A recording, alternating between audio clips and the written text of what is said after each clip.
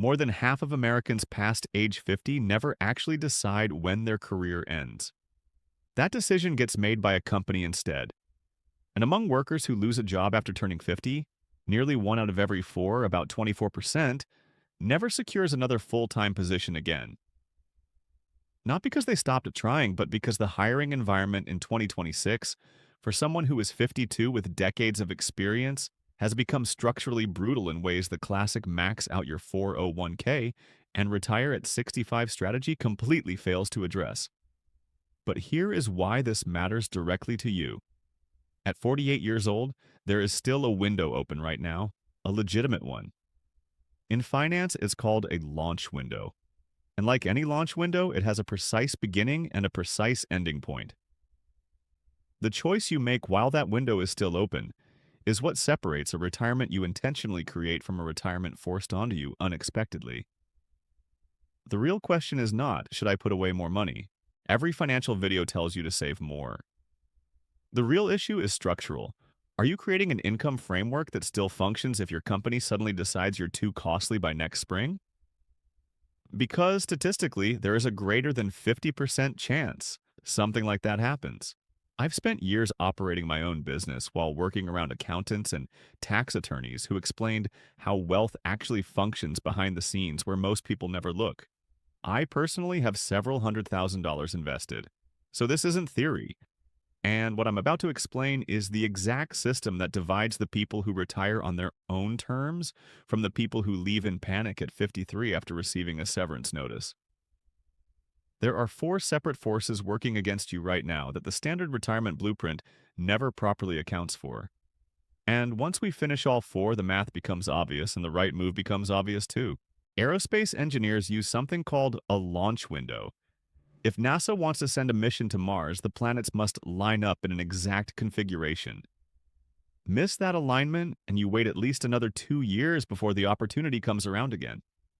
And by then, the course correction demands more fuel, more precision, and far more effort.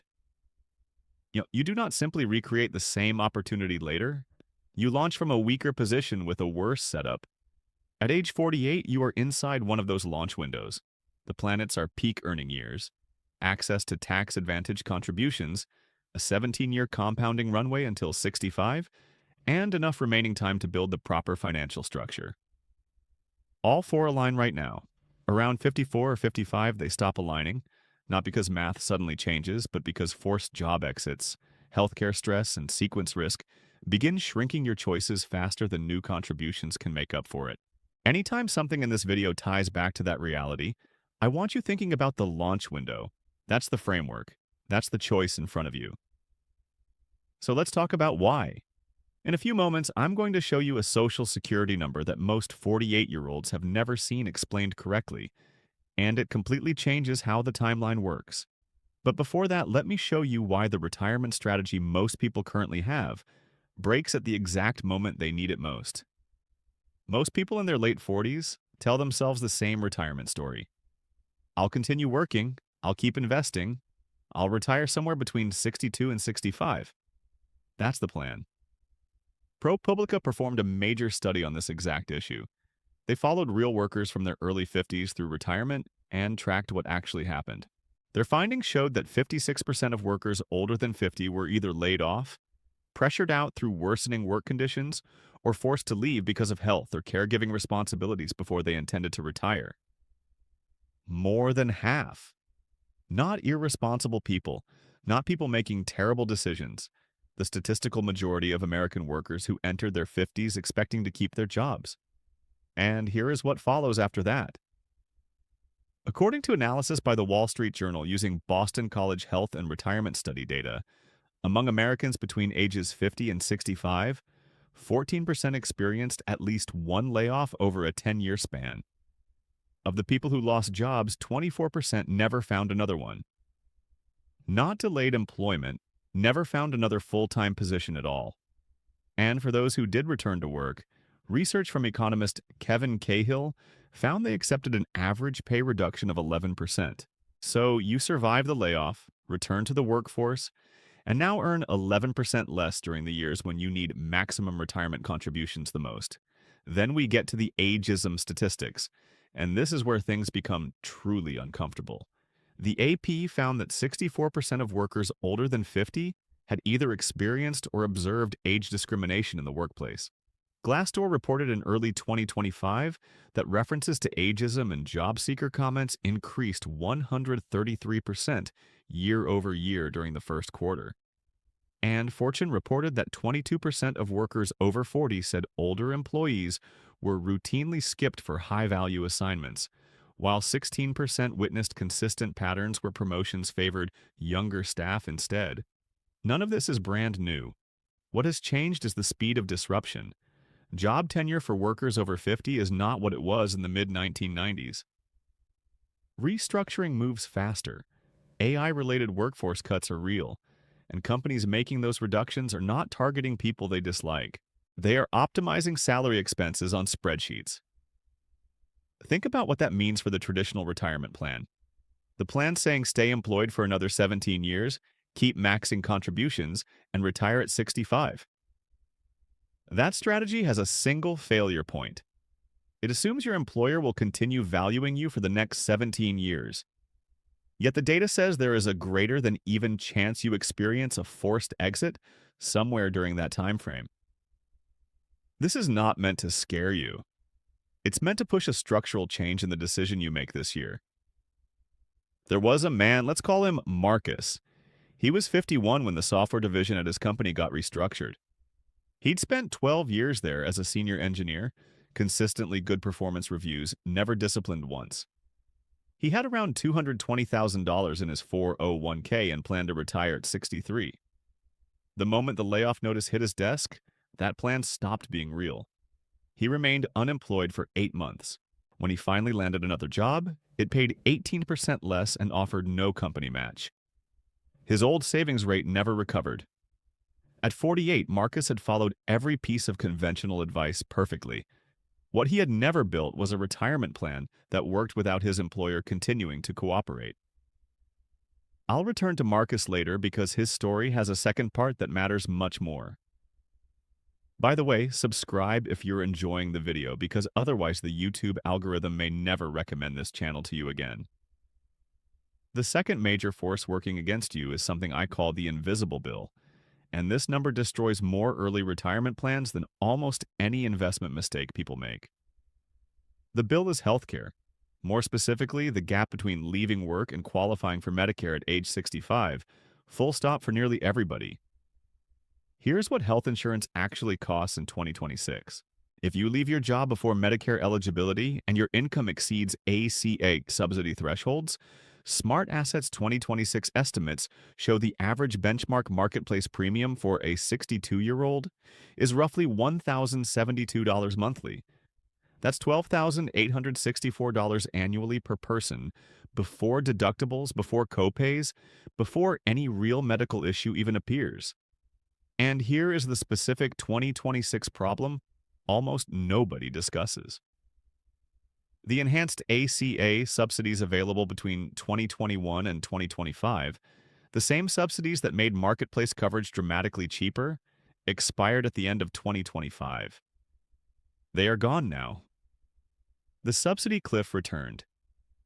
If your modified adjusted gross income rises above 400% of the federal poverty line, roughly $62,600 for a single individual in 2026, every subsidy disappears. Not reduced, eliminated. Your premiums could instantly double compared to 2025 for identical insurance. This is not theoretical. It is a structural cost increase for early retirement that took effect this year, and nearly everyone who calculated retirement numbers back in 2024 has failed to update for it. A married couple retiring together at 62 could easily face $2,000 to $2,400 every month in premiums alone before a single medical bill, procedure, or prescription expense appears. And healthcare inflation has historically risen faster than general inflation. These costs don't remain flat. They climb. The broader retirement healthcare picture is even bigger. Fidelity's 2025 retiree healthcare estimate says the average 65-year-old retiring in 2025 will spend about $172,500 on healthcare throughout retirement. And that's after Medicare begins. A 2026 EBRI report estimated some couples may need as much as $469,000 saved specifically for healthcare costs in retirement. For a 90% chance of covering expenses, a man may need roughly $212,000 reserved solely for healthcare. A woman may need $252,000. Standard retirement calculators almost never include this category. The plan you're currently relying on probably ignores it too. And the 48-year-old building toward the so-called magic retirement number, which Northwestern Mutual's 2026 planning study found Americans believe is $1.46 million, while failing to separately account for $12,000 to $13,000 annually per person in pre-Medicare insurance costs, has unknowingly punched a hidden hole into the bottom of the boat. The hole doesn't matter while you're employed. The second you stop working, it absolutely matters. Here's where things become fascinating because the issue is not only cost, the issue is the income trap. If you retire before 65 and begin withdrawing from a traditional 401k, those withdrawals count as ordinary income for ACA subsidy calculations. Withdraw too much and your income crosses $62,600, wiping out subsidies completely. Withdraw too little and you can't pay your bills. The narrow space between those outcomes requires precision planning most people never do. The people who handle this correctly build Roth accounts because Roth withdrawals do not count toward modified, adjusted gross income. They use Roth funds for living expenses while keeping taxable income low enough to preserve ACA subsidies. That's not a loophole. That's intentional tax architecture built years beforehand. This is exactly what I mean when I say the launch window is structural instead of purely numerical. Understanding the numbers and designing a working system around them are completely different things. I've had access to these statistics for years. For a long time, they just sat in a folder on my laptop as interesting information I couldn't properly use because I lacked a framework connecting all the pieces. That's why I created a digital book called The Exit Code. It contains 8 chapters built entirely on research. No filler, no motivational fluff, constructed from 50 years of retirement data, and organized into a mathematical framework showing exactly when a paycheck stops being necessary. 2 sections tie directly into what we've discussed here. The first is called the $14,000 invisible bill, the detailed calculation of the insurance gap that quietly crushes retirees under 65, including the income strategies required to stay below the ACA subsidy cliff in 2026.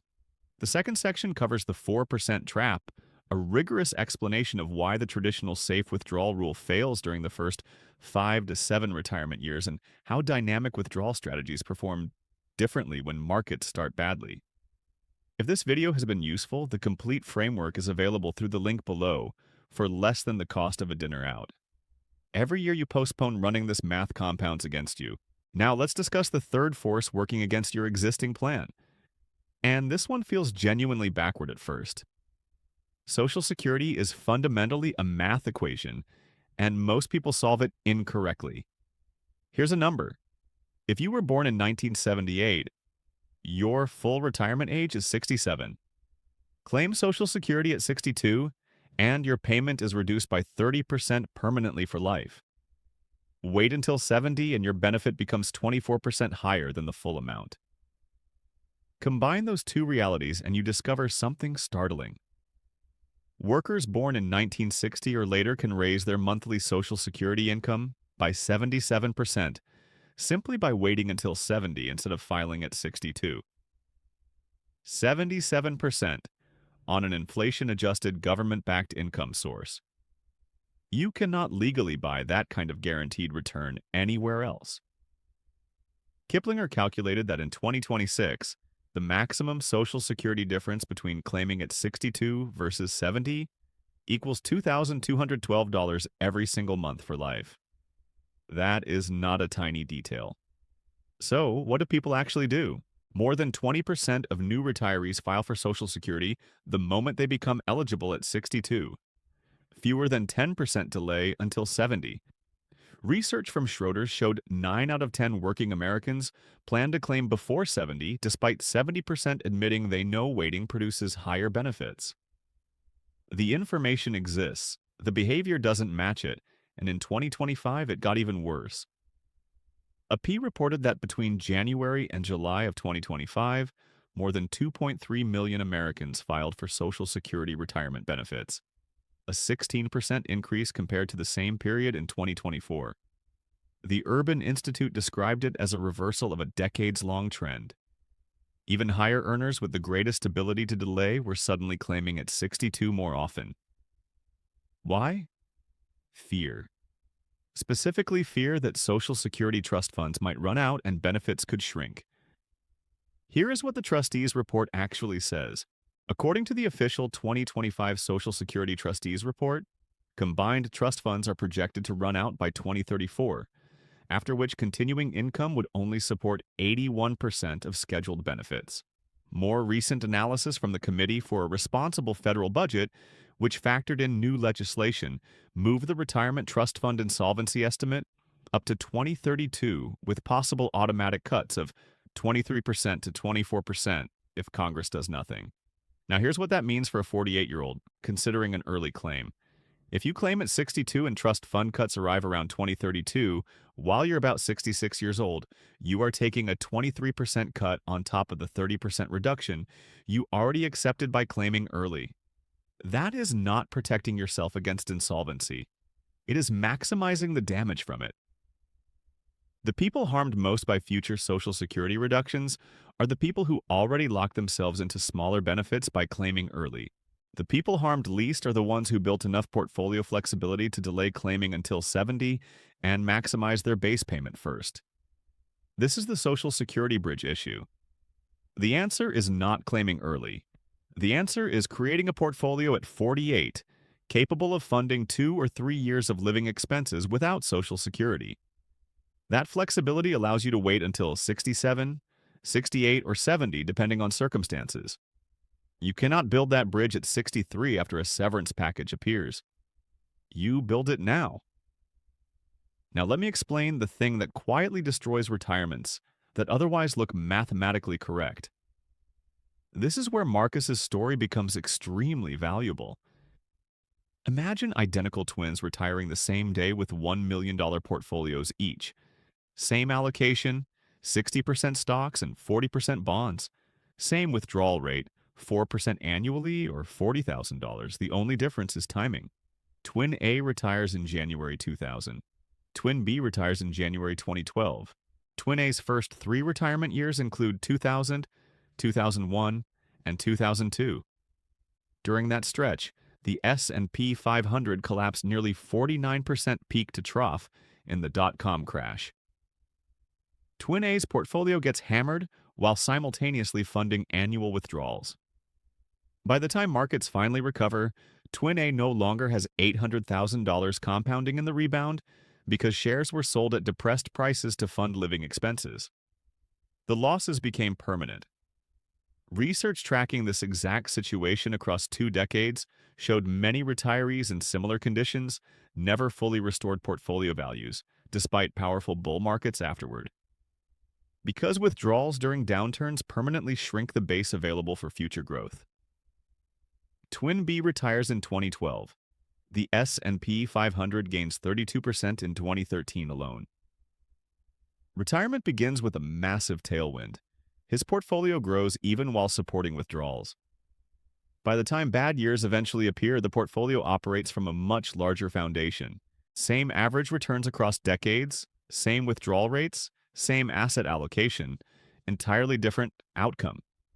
The only difference was which years contained the bad returns. Neither twin controlled that variable. This is sequence of returns risk, and it is the most underrated structural threat facing late 40s retirement planning because you cannot see it during accumulation years. At 48, while balances continue growing, you have no way to know whether retirement starts in a 2000 environment or a 2012 environment. Nobody knows. This is not about timing the market. It is about structural design. The answer is not retire during better years. The answer is designing a withdrawal system capable of surviving terrible opening years. Specifically, that means maintaining a cash buffer, 2 to 4 years of expenses held in short-term bonds or cash equivalents. Not for growth, for stability. The purpose is not maximizing returns. The purpose is preventing forced sales of growth assets during market crashes in the earliest retirement years. If markets fall 40% during year one and you have 3 years of cash reserves, you spend cash while leaving stocks untouched to recover. If markets rise, great.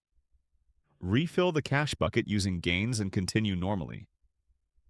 This system cannot be improvised at 63.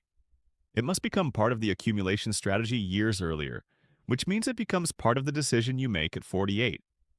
And there is one additional hidden expense that belongs in this discussion because it multiplies sequence risk damage. Fees.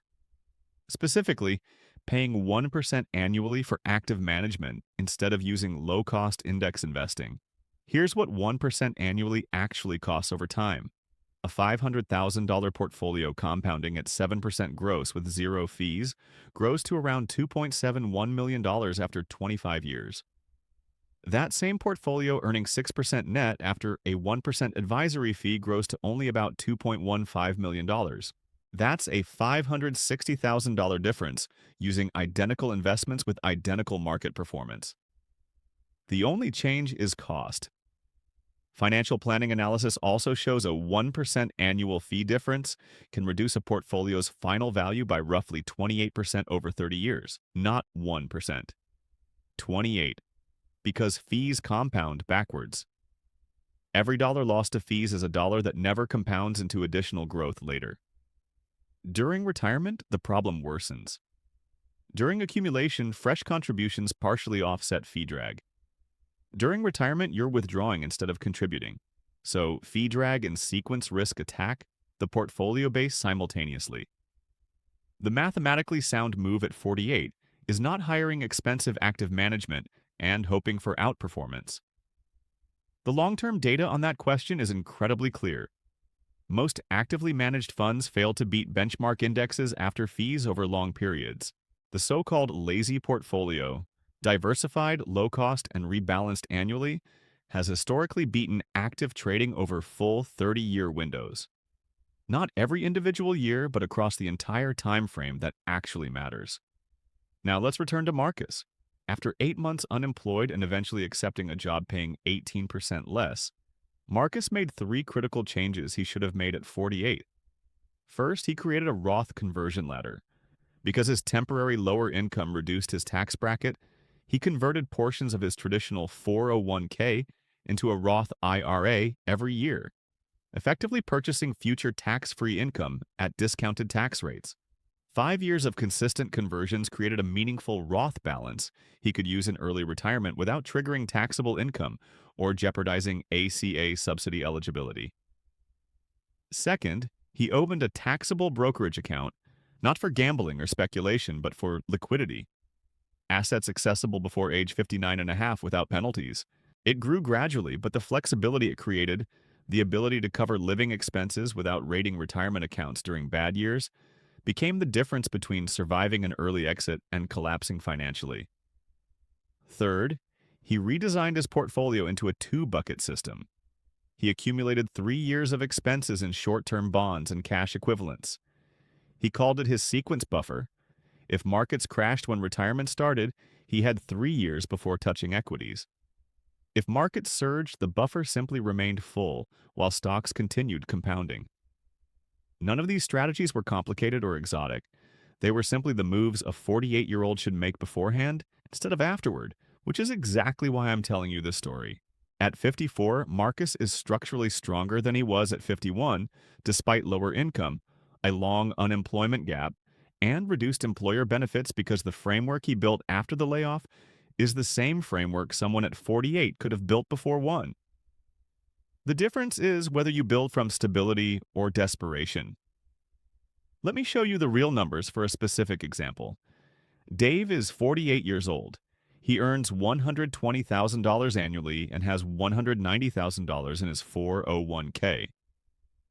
He contributes 7%, about $8,400 yearly, while his employer matches 3%. Combined annual contributions equal roughly $12,000.